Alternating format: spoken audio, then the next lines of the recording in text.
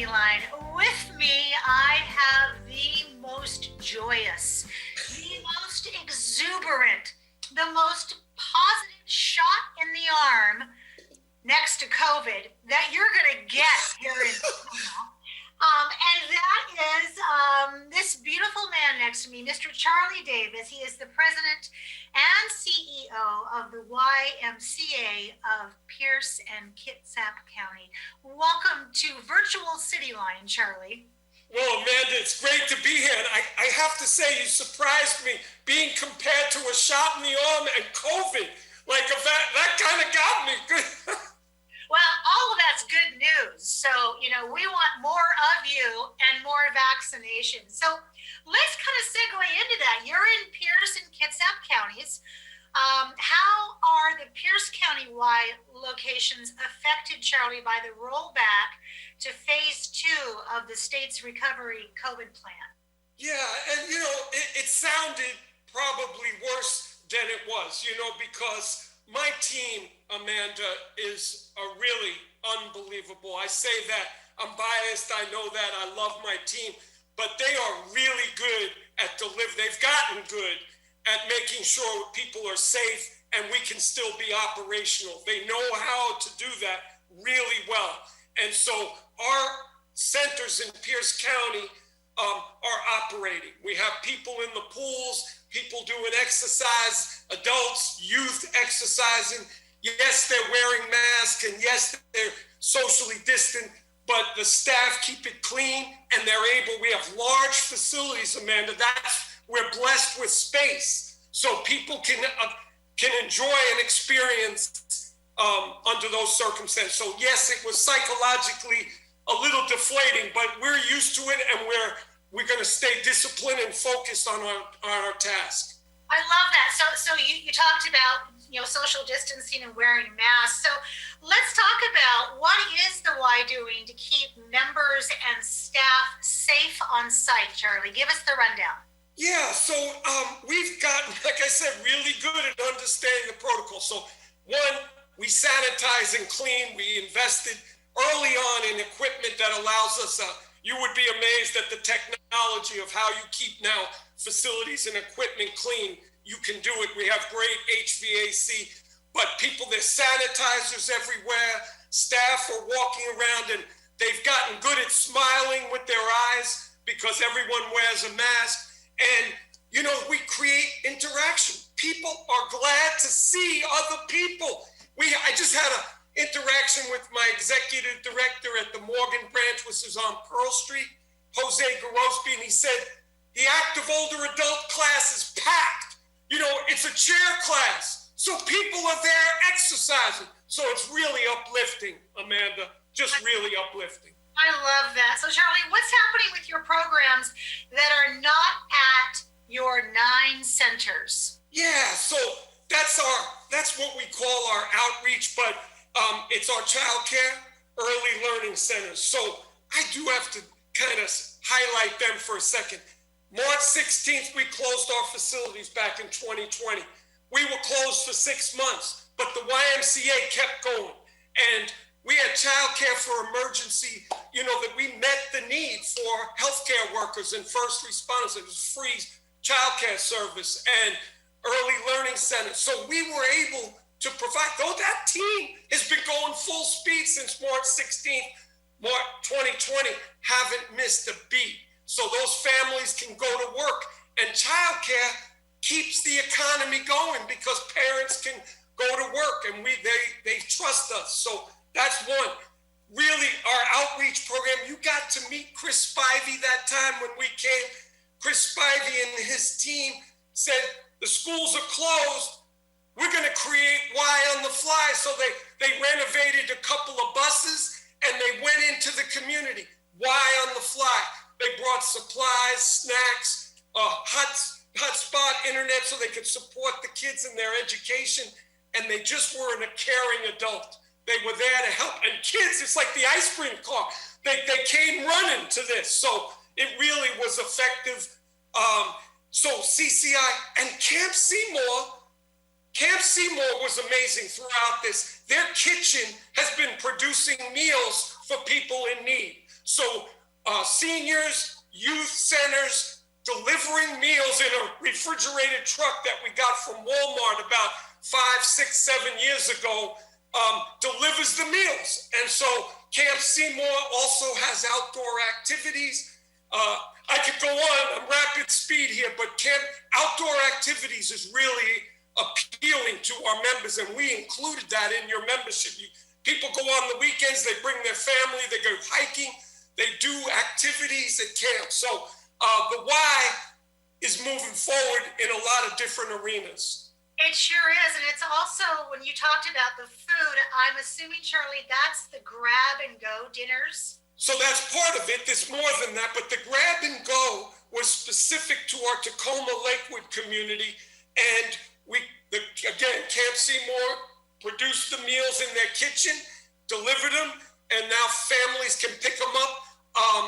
We've got quite a few sites that they can pick them up. And if I wrote it down so people could on Monday, Wednesday, Friday, Lakewood and Morgan branches, which is Tacoma Lakewood, 5:30 to 6:30 p.m. Monday and Friday, 3 to 4:30, and then the Y on the Fly is at the New Testament Church in Lakewood. So there are a couple of spots that they can get meals, and they know it now. And so there's regular traffic for people to get food. Way to slide in there, Charlie, and meet the need head on. So you were talking about children, and I was just talking with Donna Ponapito the other day about childcare became one of those things that we had to respond to when the pandemic hit. Housing, food, childcare, and also internet accessibility. So in addition to that, let's talk about youth spring sports, because that's a huge part of our children's lives. Are they still happening? And if they are, can families still register? Yes, and so youth sports we would like to call that a signature program. So we've had to evolve, right? Initially, the guidelines wouldn't allow us to have inter-team play, so we allowed play for just their own team and scrimmage, and it still was a success because you could see the need. Kids have been inside, they've been isolated. Seeing kids and their families on the field is like uplifting. It's inspiring because the joy just to be out running, even if they wear a mask, they're having fun. And that's what phase 2, that was one restriction, is that they have to wear a mask even though they're outside, whereas phase 3 gave us a little more flexibility. That's unfortunate, but it doesn't affect the kids. They don't care. They want to run and play and be around peers. And it's happening with soccer. So fun to see, Amanda. So Charlie, I'm looking out my kitchen windows here, and it's of course beautiful weather, which makes us all think about, okay, summer is on its way. So will the Y have a summer day camp this year? Yes, we will. And we're already I just was informed this morning, 1,000 people have already signed up on an interest list, because they'll get an email. You can go to the website and do that because registration starts May 3rd. And we are full on prepared for summer day camp throughout our Pierce and Kitsap County. And we will have resident camp at Camp Seymour. Now, I say that's phase 3 resident camp, which is overnight. If we're still in phase 2, unfortunately, we'll have to adapt. But we're thinking positively, Amanda. It's going to be phase 3, and those kids are going to you can't believe the interest for camp. They're signing up 1,000 just in interest. Well, all that we've heard about this pandemic, Charlie, there's a lot of hardship to go around, but one of the things I know that you're aware of is the trauma that it has put upon our children to be so isolated. So it doesn't surprise me when I hear 1,000 people are interested in doing something that feels quote unquote normal. Will the Y also offer usual childcare for the summer, Charlie? Yeah, so it'll be the summer all day. We call it in the summer day camp, but childcare that's part of what they do. So yes, That will be fully offered, as well as the day camps. Our team is ready to go, Amanda. They are prepared. They can get me really emotional how committed these people are. They haven't missed a beat on the front lines, and it's just inspiring. So, in addition to providing fabulous activity for children, teens, and young adults, many teens and young adults rely upon the Y for summer employment. I remember this from my childhood. So, will those opportunities be available this year? Yes, and a little known statistic is that the YMCA, at least pre-COVID, and I believe it's going to be the same, was the largest employer of teens in America, and that's nationwide. Our Y is the same. We hire teens for camp. We hire teens for life, being a lifeguard, working with youth in activities. So yes, we are an employer for teens, and we already are hiring them. I love that. And I'm glad they're chomping at the bit.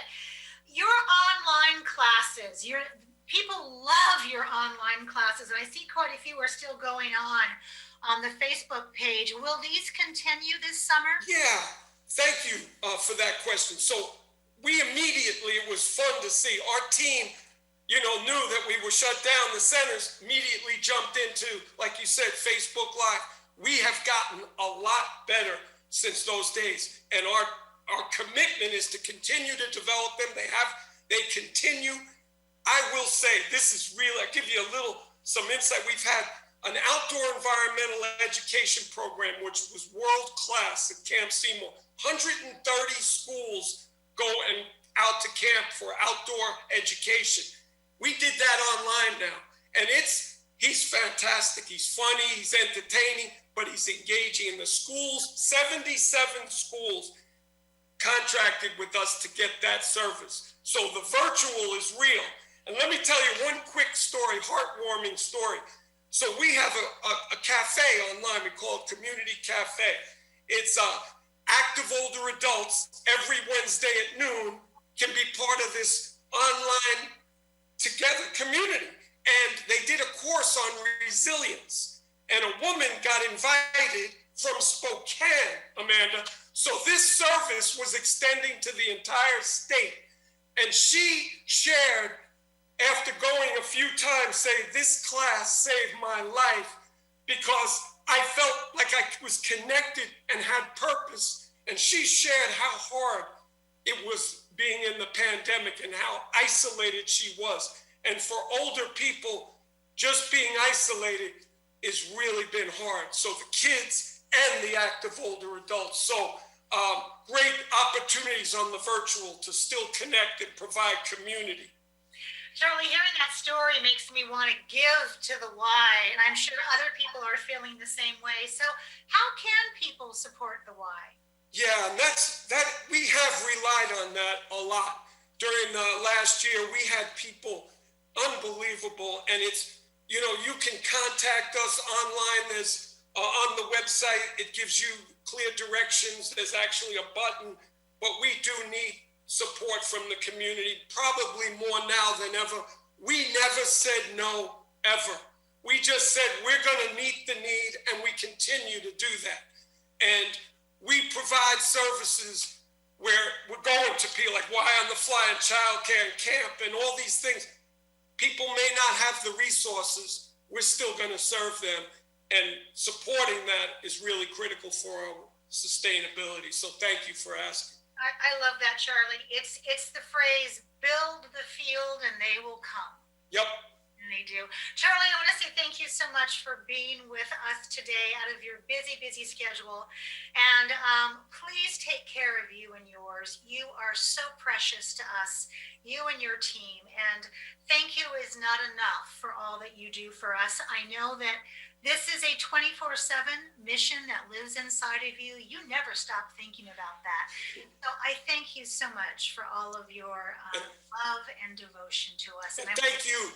I want to have you back on in the autumn, okay? No, I love that, but I want to thank you, Amanda. You do great service for this community. you highlight our people in the community. We love that. Thank you.